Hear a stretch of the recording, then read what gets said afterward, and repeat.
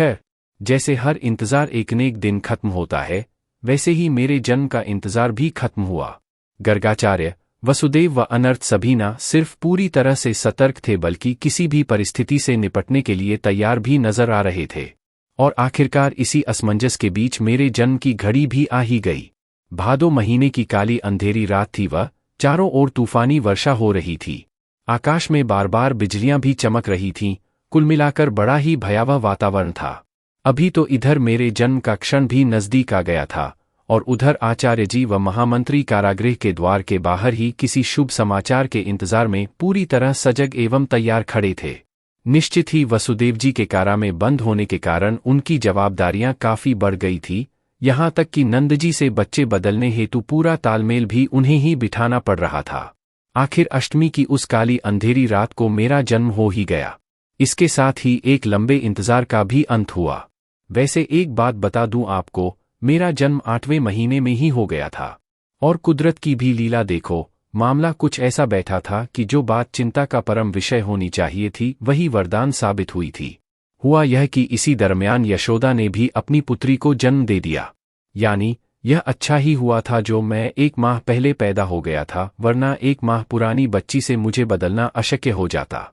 कहने का तात्पर्य यह कि इस समय से पूर्व के जन्म ने उल्टा आचार्य जी व महामंत्री का कार्य आसान कर दिया था, अन्यथा तो अब तक की सारी मेहनत पर पानी ही फिर गया होता। वैसे इसका एक अन्य तात्कालिक फायदा भी हुआ। अभी मेरे पैदा होने में कुछ दिन बाकी है। इस बुलावे में खोया कंस इस समय पूरी तरह से सतर्क भी नहीं था।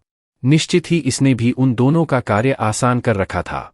खैर, उधर वसुदेव ने तो पैदा होते ही मुझे उठाया और बड़े प्यार से चूमा। सुंदर, सांवला व तेजस्वी बच्चा अपनी गोद में पाकर वसुदेव जी तो धन्य हो गए थे। उनके हृदय में प्रेम की हजारों तरंगें उठ रही थी। लेकिन उन्हें अपने प्रेम पर नियंत्रण रखना आवश्यक था, क्योंकि समय की मांग कुछ और थी। अरे भाई, इससे पहले कि मैं पल-दो-पल की बात हो जाऊं, मुझे कंस के चंगुल से छुड़ाने का भयानक कार्य सामने मुंह फाड़े नहीं खड़ा था क्या?